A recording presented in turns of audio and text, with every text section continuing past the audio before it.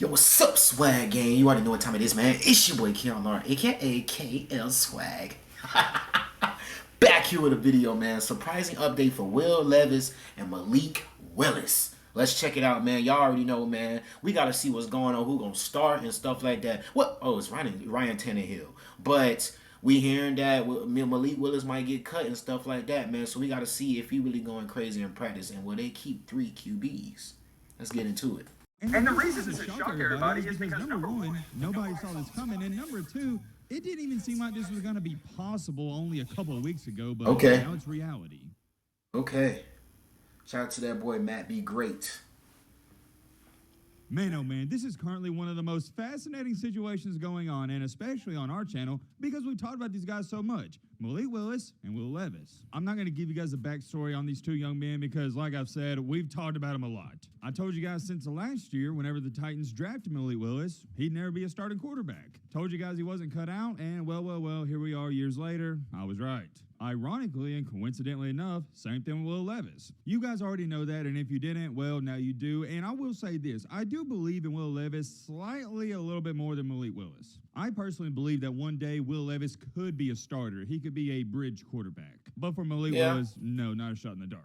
But, and I got a big but, just like Lee Corso says, not so fast, my friend. We have recently got a new and what I'm going to label as a surprising update on both of these young men, and I was shocked. Why am I shocked about this? Because only a few weeks ago, it was stated that the Titans were thinking about cutting Malik Willis. We heard about that. This new update, it's been stated that Malik Willis is outperforming Will Levis. Yes, that's right. You heard me correctly. Malik Willis has been outperforming Will Levis. That is at least according to the report. Some other people have some different things to say. And he said, you ain't cutting my black ass. I am a little late to this news, but as you see right here from this article, and this is coming Malik from snapping. On Wednesday, the most recent Wednesday, practice reports were littered with news about Will Levis having a up and down day, which will get the bulk of the attention. However, there was also plenty of praise for second-year quarterback Malik Willis. What? That's what's up. Man, what do y'all think about that? And that is just the beginning to this saga. There's way more to it than that, and we're going to talk all about it. Also, in today's beautiful Sunday video, we got a minor topic to speak on, and that is Bijan Robinson and what he has recently said in an interview. And I'll leave it at this. It's some very bold words, to say the least. I hope you guys are excited to get into this video as I am. All right, Matt, blah, blah, blah. Shut the crap up. Now, without further ado, let's get it. I love how you do it, bro. I'm not gonna lie. It don't get old. It don't get old. First thing is first. Come on now, I gotta say it. Happy Father's Day. And me saying Happy Father's Day, that goes out to every single father out there. But more importantly, I want to give some recognition to all the single dads, to all the young kids out there that grew up without a dad, and to the people out there whose dad has recently passed away. I do want to give this topic some attention and recognition because most of the people that watch this channel and are part of our community y'all are my only family, really. And the bottom line is, and women will never understand this, life as a man, it's hard. It's super hard, man. It really is. Guys don't have women hitting them up 24/7. A girl will never go longer than 2 or 3 days without a girl hitting them up. As a man, we are expected to have our own place, our own car, our own money, our own etc. And for a woman, it's not the same thing. And a lot of women out here, they do that stuff and they're high achievers and they work hard, but that's not my point. My point is, for men, that's expected. That's the bare minimum. And the worst part about all of it is we don't get shown the love that we deserve. We are held to the highest of high standards, but yet we get shown the lowest amount of love. And I'll end it off with this because I know a lot of you don't care. You're just here for the football stuff, and that's cool. But most men out here, they're lonely. And it will never get talked about because men have too high of an ego and pride to even admit that stuff. So to all my fathers out there, all my single dads, just men in general, if nobody tells you this, I want to be the person that tells you this. I'm proud of you and keep working hard and keep striving for greatness. That's all I'm going to tell you because it's what I tell myself. Just keep working hard and the results will pay off. Moving along here, though, and talking about our first football topic, what's going on with Bijan Robinson? You know the backstory on Bijan Robinson, one of the best running backs in the country, and he was a top draft pick. And I think he's going to have a good year for the Falcons, but check this out. In a recent interview, he stated that winning Offensive Player of the Year, not Rookie of the Year, but Offensive Player of the Year is definitely reachable. What do y'all think about that? And also, according to the reports, the Falcons plan to use Robinson as a quote-unquote all-around weapon. He's taking reps as a wide receiver and running back. And as to where it stands today, he is the early favorite to win Offensive Rookie of the Year. But the main reason I'm bringing this up is because he said it's definitely reachable to win the Offensive Player of the Year. Here's my question to you guys. What do y'all think about that? Do you even think it's possible? Because I don't. It's already hard enough to win that award as a running back alone, but then, more times than not, they give that award to a guy who's on a winning football team and a really good team. I just don't see it happening, but I do want to share it with you guys. Let me know your thoughts down below. But now, finally, moving along to the main top of the main encore, the main reason you clicked onto this video.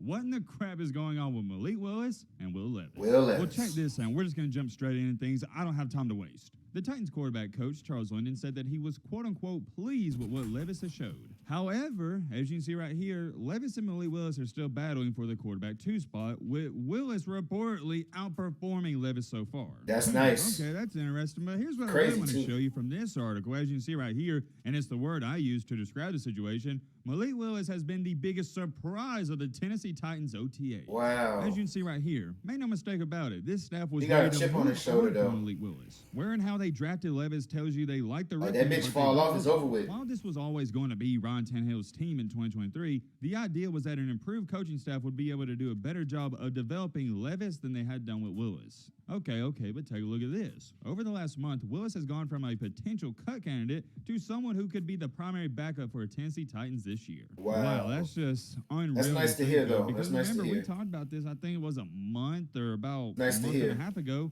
They planned on cutting Willis. So you don't got to be a rocket scientist to figure out that Malik Willis has improved mightily to get to this point. The other day in an interview, Malik Willis was asked about how poorly he played last season, and here's what he had to say. A lot of people took it bad, but what can you do in 3 games? It's sporadic during the season. That is true. You were trying to learn. Everybody says you're a project this, project that, but I mean understanding, coming in every day to get better at what I can do and trying to get more comfortable at what we are trying to do here. And he also stated, it's a results-based business. It doesn't matter what I think. It doesn't matter what you think. It just is. I am just focusing on what I can control. On the other side of things, I've also looked at probably about 4 to 5 other articles on Will Levis and how he's done. And to make a long story short, he hasn't improved a little bit, but nothing too crazy. For example, I'll read you off this one last quote because it tells a summary of everything up until this point. Quarterback Will Levis had some bad luck, but he also made some mistakes that resulted in balls being intercepted. Levis saw 2 of his passes go through the hands of receivers, Reggie Robertson Jr. and Mack. The pass was high, but later a deflected pass was intercepted along with another that was also bad at the line of scrimmage. Damn. That right there pretty much tells you everything, and to sum everything up, Malik Willis has looked better than Will Levis. And the reason this has shocked everybody is because, number 1, nobody saw this coming, and number 2, it didn't even didn't see it possible only a couple of weeks ago, but now it's reality. There is a serious battle for that quarterback 2 spot between Will Levis and Malik Willis. The funny thing about this is, if Malik Willis wins it, well, we know they're not going to cut Will Levis. They drafted him high. Yeah. But if Will Levis wins the starting, it's going to be 3 QBs. Cut Malik Willis. Who knows what's going to happen, but I did find it really intriguing. And by the way, if you haven't picked up on this, and I know I haven't made it clear, they're not fighting for the QB1 spot. It's just the backup spot. Yeah, it's the backup. The quarterback 1 spot, it will be Ryan Tannehill unless something crazy happens. Do I agree with that? Not really. But or they can trade also. Get to work with right now. We all know, Ryan Tannehill ain't that good, but better than what they got. In this life, you got to play with the cards you got in your hand. Let me know in the comment section. I'm pretty curious. Who would you rather go with, Malik Willis or Will Levis? To be honest, I personally feel like whoever's doing better. But at the end of the day, you got to keep Will Levis at the end of the day, man, because you just drafted him, man. But like I said, I love you guys, man. Shout out to Matt. Be great, man. I will see you guys in the next video, man.